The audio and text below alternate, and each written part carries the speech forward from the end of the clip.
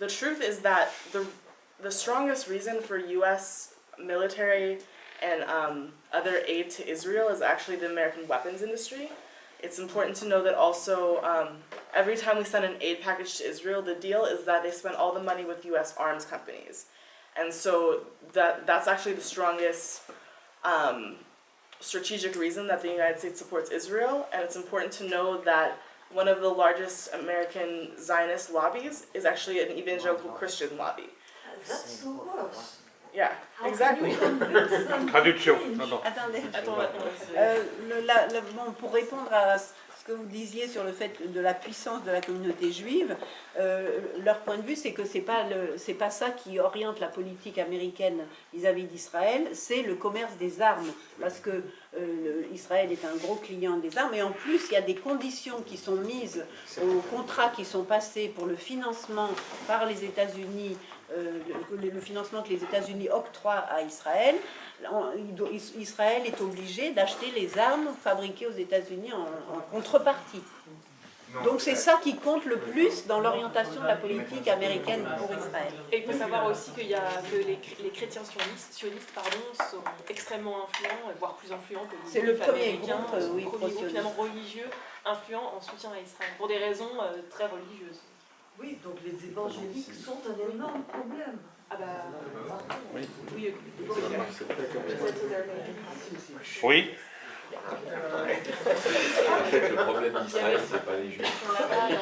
Il faut savoir comment JDP travaille à combattre l'exceptionnalisme israélien, le la pseudo-pensée progressiste, qu'on appelle les PEP, c'est-à-dire progressiste pour tout le monde sauf pour la Palestine, PIP, le PIP concept. How do you deal with that? Et comment vous combattez les légistrites? Est-ce que vous débattez avec eux? Est-ce qu'il y a une veille sur les différentes déclarations, les mouvements opérés par les légistrites, les GIPO? Et deuxième chose, est-ce que vous êtes actif sur le plan de ce que j'appelle moi l'islamophobie sioniste, à savoir la promotion d'islamophobie pour créer du soutien à Israël en tant que démocratie au premier front, au front de la lutte contre le terrorisme. C'est un peu le fonds de commerce de Saint-Nicolas notamment qui souffle sur les braises de l'antisémitisme. Et est-ce que, dernière chose, est-ce que le cœur du problème, que vous avez dit que vous ne vouliez pas vous y attaquer, mais est-ce que c'est pas attaquer le sionisme en deux fronts, à savoir que le sionisme en tant qu'idéologie suprémaciste et exclusive n'est pas le problème auquel il faut s'attacher, parce que c'est incompatible avec l'égalité, et qu'on s'attache souvent à combattre les symptômes et pas le problème, le cœur du problème. Comment? Je ne sais pas si je viens de traduire la question, parce que je ne sais pas si j'ai bien compris.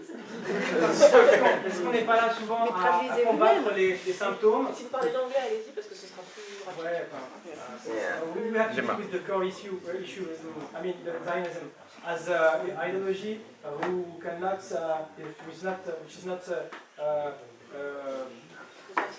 which is not compatible with democracy, human rights, equality.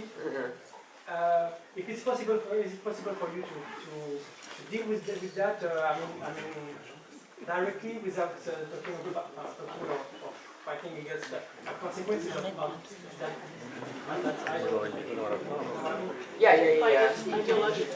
Yeah. Is there room for that inside the Jewish community? S'il vous plaît. On peut peut-être prendre la question de Michel en même temps qu'après. Bon, Michel, Oui, il y en a.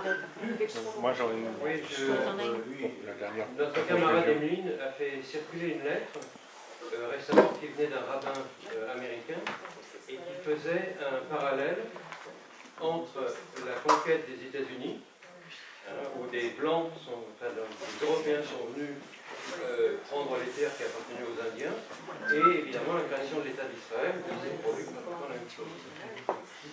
Est-ce que c'est un sujet dont vous parlez, ou est-ce que vous faites aussi ce parallèle? So okay, there's so many questions. I'm sorry, I didn't know. Like, can you just? This one was about J Street. I can talk about J Street.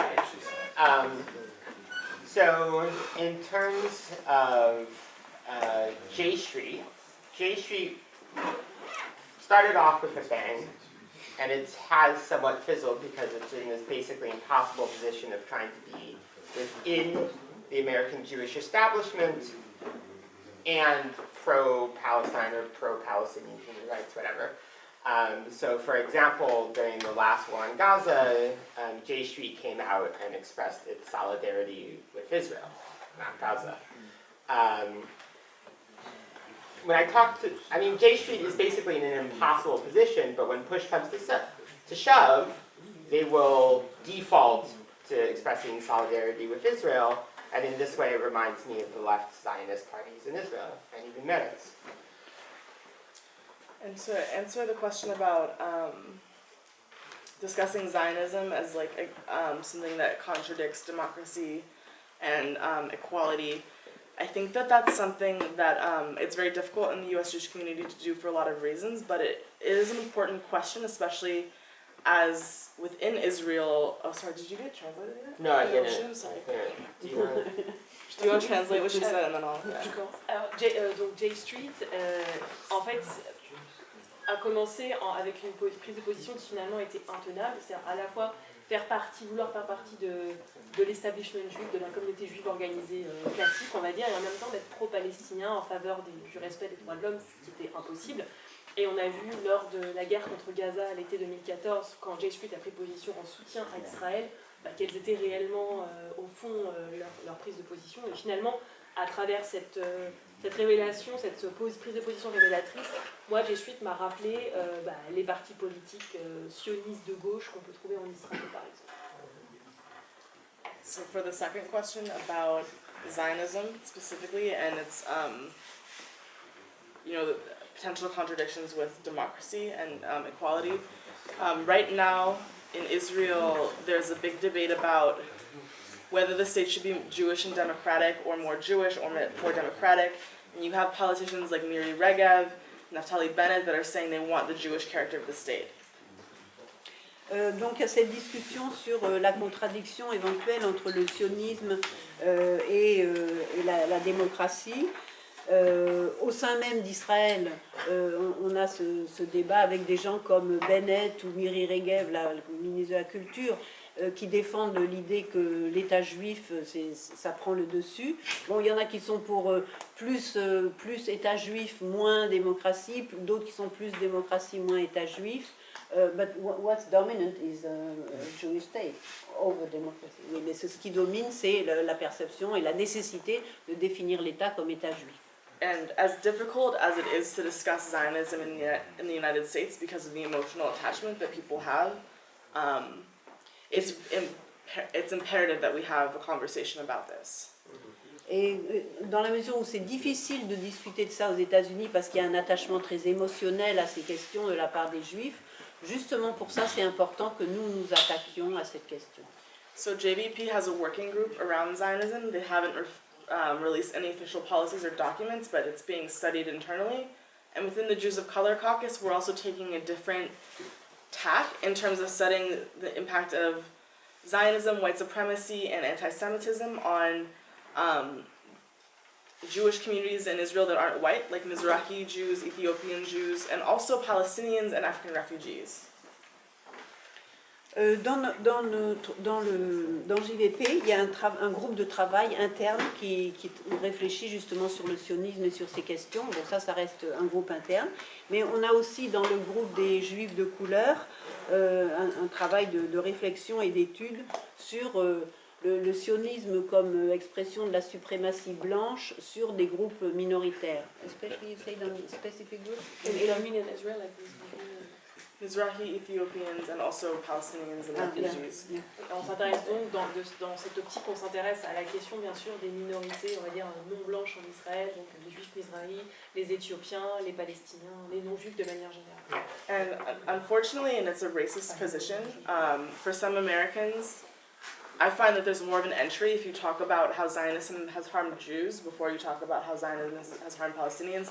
Personally, I think there needs to be a joint struggle against the racism of the state.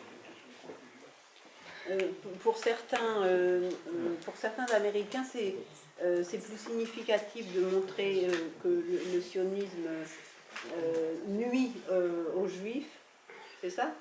Oui. Plutôt que de montrer que le sionisme nuit à d'autres. Et en fait, il y a une nécessité de façon de joindre toutes ces luttes, de faire converger toutes ces luttes. Des joint struggles. Yeah. On m'a Et il y avait juste la dernière question de Michel. sur le rabbin. About this right. Oui, personne n'a répondu à ma question. Oui, je pense. Non, mais attends. Ce que je voulais dire, c'est que...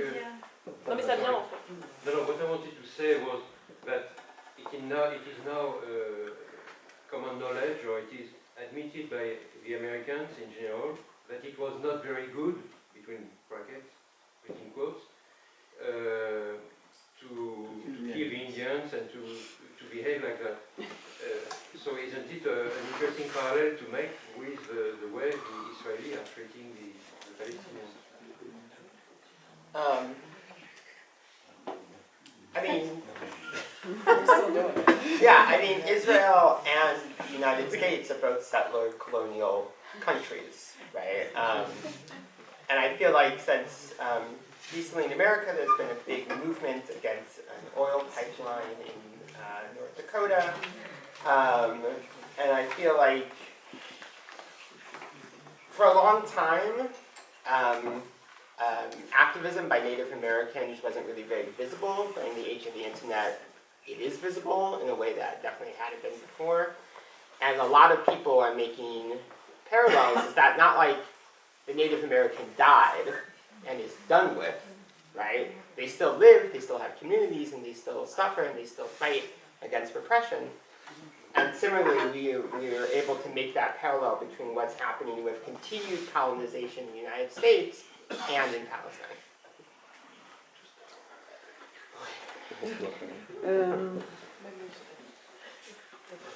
Did you start with the pipe? Non, oui, au début, elle dit que les deux sociétés, de toute façon, Israël vis-à-vis de la Palestine et l'Amérique sont deux sociétés basées sur le colonialisme. Et que, en même temps, maybe I missed something in between, but en même temps, il y a la question, par exemple, du pipeline dans le Dakota du Nord, qui mobilise les populations originaires et qui entraîne aussi un soutien. Longtemps, ça a été quelque chose de caché, qui est resté assez invisible, mais beaucoup de gens font le parallèle maintenant entre l'oppression des peuples premiers avec des projets comme celui-là. Et donc même maintenant on peut faire ce parallèle, donc on peut le faire historiquement et on peut le faire maintenant, et c'est ça qui mobilise depuis quelques années.